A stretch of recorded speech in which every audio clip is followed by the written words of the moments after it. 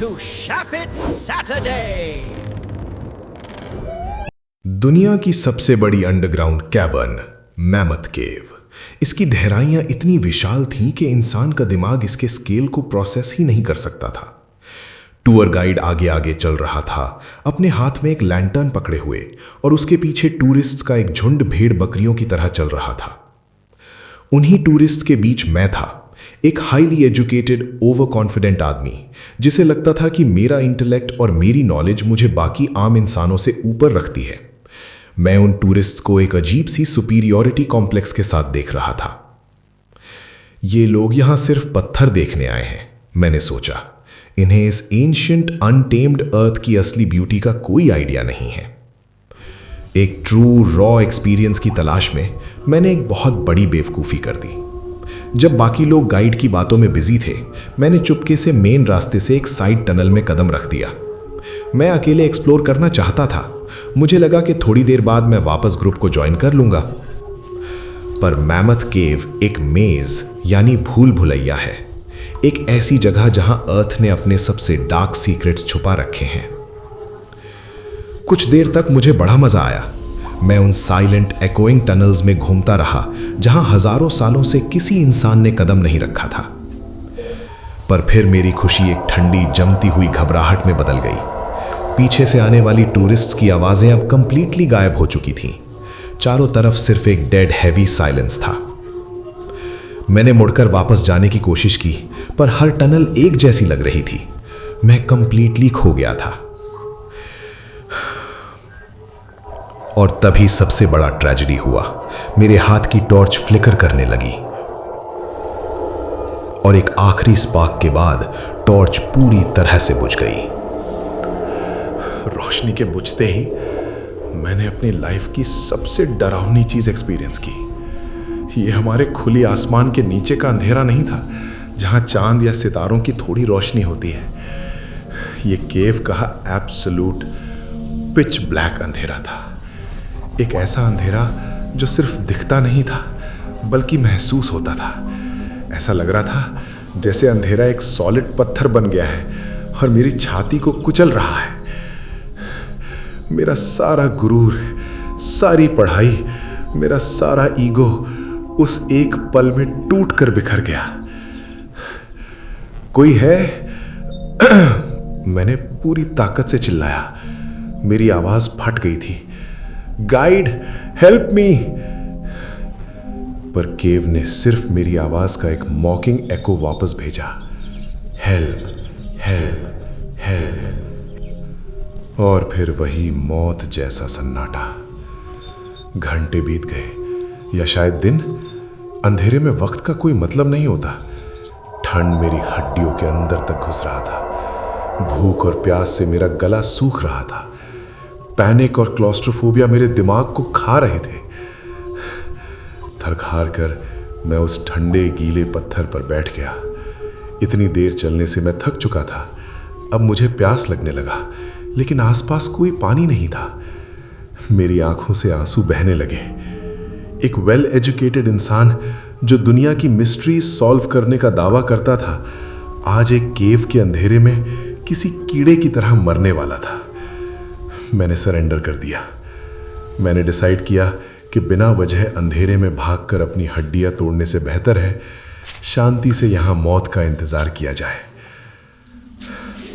At least ये जगह शांत है, यही सोचकर मैंने खुद को तसल्ली दी।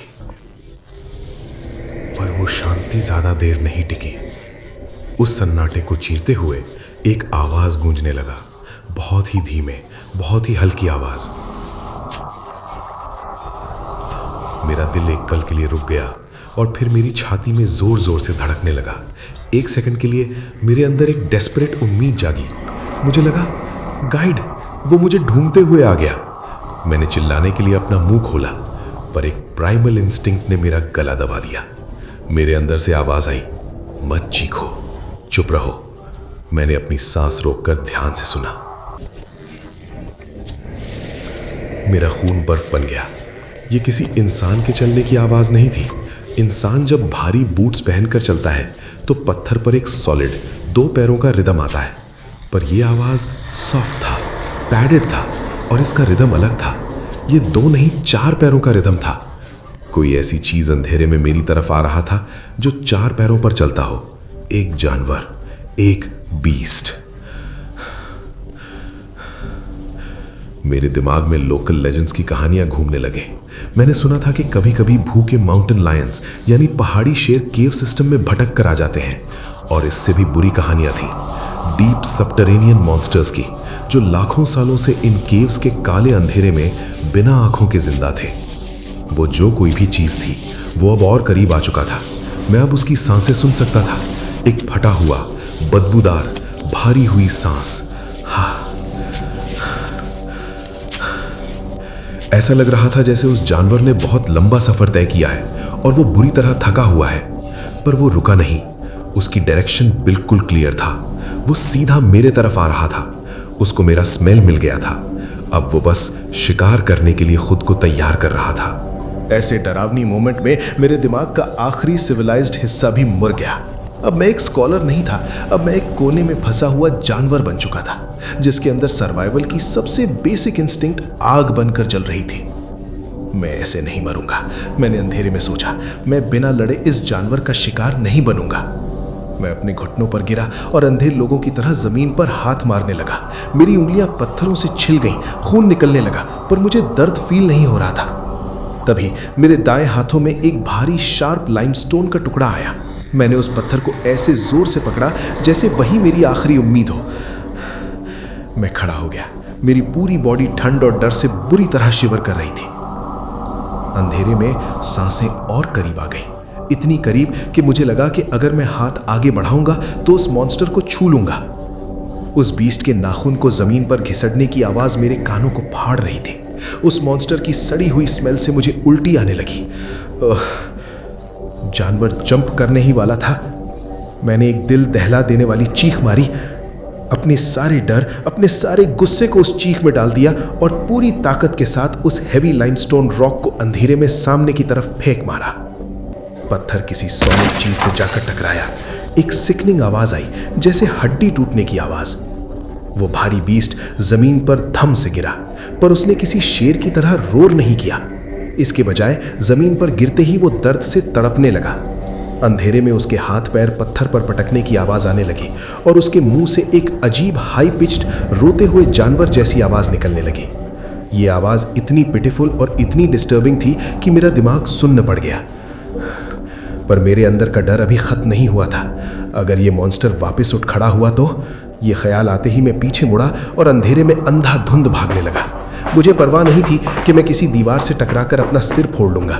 मैं बस उस तड़पते हुए मॉन्स्टर से दूर जाना चाहता था। मैं भागता रहा, गिरता रहा, उठता रहा। मेरी सांसें फूल चुकी थीं, कपड़े फट चुके थे और पूरी बॉडी खून से लथपथ थी। मुझे लगा कि अब मेरा दिल टेंशन से फट जाएगा। और तभी अंधेरे में एक चमक दिखी, एक वार्म सुनहरे रोशनी। ये कोई इल्यूजन नहीं था। वो टूर गाइड था जो पिछले कई घंटों से लैंटर्न लेकर अपने मिसिंग टूरिस्ट को यानी मुझको ढूंढ रहा था। मैं जाकर सीधा गाइड के पैरों में गिर पड़ा। मैं किसी छोटे बच्चे की तरह फूट फूट कर रोने लगा। मेरी हालत एक आम इंसान की नहीं बल्कि एक मैडमैन, पागल की तरह हो चुकी थी। मैं हांफते हुए, रोते हुए गाइड को बताने लगा कि कैसे अंधेरे में एक खौफनाक मॉन्स्टर ने मुझ पे अटैक किया और कैसे मैंने एक पत्थर से उस बीस्ट का शिकार किया। गाइड पहले तो घबराया, पर फिर उसने पूरी तरह से डाउट किया। उसने मैमथ केव की हर टनल देखा था और उसको पता था यहां कोई मॉन्स्टर नहीं होते। पर मैं पागलों की तरह उसको इंसिस्ट कर रहा था क्योंकि मुझे प्रूफ चाहिए था। मुझे देखना था कि मैंने किस चीज को मारा है। मेरी जिद के आगे गाइड को झुकना पड़ा। रोशनी की हिम्मत पाकर मैं और गाइड धीरे धीरे उसी रास्ते पर वापस लौटे। हमें ज्यादा दूर तक जाना नहीं पड़ा। कुछ ही दूर चलने के बाद हमें आवाज सुनाई दी। वो बीस्ट अभी भी जमीन पर था और उसकी सांसें धीरे धीरे कम हो रहा था। उसकी छाती से खून निकल रहा था और साथ ही में तड़पने की भी आवाज आ रही थी। गाइड ने धीरे से अपना लैंटर्न आगे किया। रोशनी उस गहरे अंधेरे को चीरते हुए उस क्रीचर पर पड़ी। जब मैंने उस चीज को देखा तो मुझे कोई जीत या रिलीफ फील नहीं हुआ। उसकी जगह एक डिस्गस्टिंग फीलिंग के साथ डर की लहर मेरे अंदर दौड़ गई कि मेरे घुटने टिक गए। जमीन पर जो चीज पड़ा था उसकी स्किन पर एक भी बाल नहीं था, सिवाय उसके सर के पीछे बचे हुए कुछ सफेद उलझे हुए बालों के।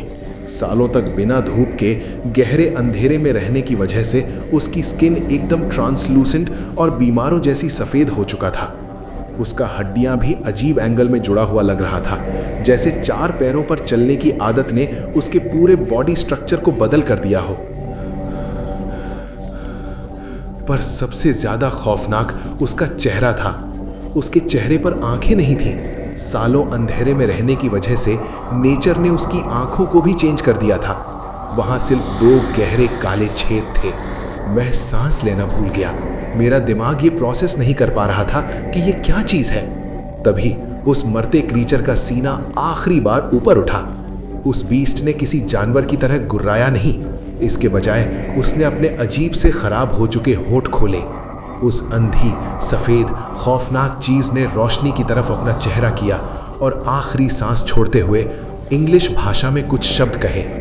बहुत ही टूटी हुई, दर्दनाक और मुश्किल से इंसान की आवाज में उसने बोला, गॉड हैव मर्सी। और उसके बाद उसका सर जमीन पर गिर गया। वो मर चुका था।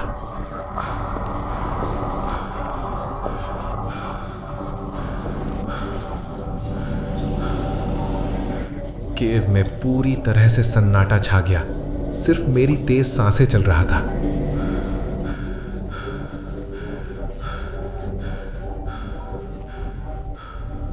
उस मोमेंट में यूनिवर्स का सबसे काला, सबसे भयानक सच मेरे दिमाग में एक बिजली की तरह गिरा।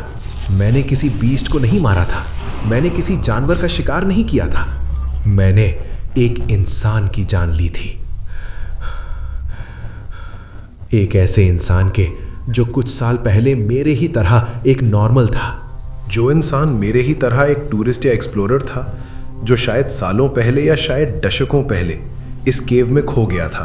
रोशनी, सोसाइटी और इंसानियत से पूरी तरह से बिछड़ चुका था। बिछड़ने के बाद अंधेरे और अकेलेपन ने उस इंसान का दिमाग पूरी तरह खराब कर दिया था। जिंदा रहने की भूख और गहरे अंधेरे ने उसको फिजिकली और मेंटली एक जानवर में तब्दील कर दिया था। एक अंधा, 4 पैरों पर चलने वाला, रेंगता हुआ खतरनाक बीस्ट। मैं वहीं जमीन पर बैठ गया, उस सफेद डिफॉर्म हो चुकी लाश को घूरता रहा। मुझे रोना नहीं आ रहा था, मुझे बस एक ठंडापन महसूस हो रहा था, क्योंकि मैं समझ गया था कि अगर आज रात को गाइड नहीं आता, अगर रोशनी मुझ तक नहीं पहुंचता, तो कुछ सालों बाद इस अंधेरे में मेरे खुद के होंठ भी ऐसे ही डिफॉर्म हो जाते और मैं खुद भी एक ऐसी ही अंधी जानवर जैसी चीज बन जाता। उस दिन मैमथ केव ने मेरी जान नहीं ली, पर उसने मेरी इंसानियत जरूर हमेशा के लिए छीन ली। अगर हमारा वीडियो आपको अच्छा लगा तो लाइक जरूर कीजिए, और अगर कुछ ज्यादा ही अच्छा लगा तो चैनल को सब्सक्राइब कर लीजिए, और हो सके तो अपने दोस्तों के साथ शेयर भी कीजिए, क्योंकि हर मंगलवार और शनिवार को हमारे चैनल पर ऐसे ही वीडियोस आते रहेंगे। हम मिलते हैं आपसे नेक्स्ट वीडियो में। तब तक के लिए बाय बाय।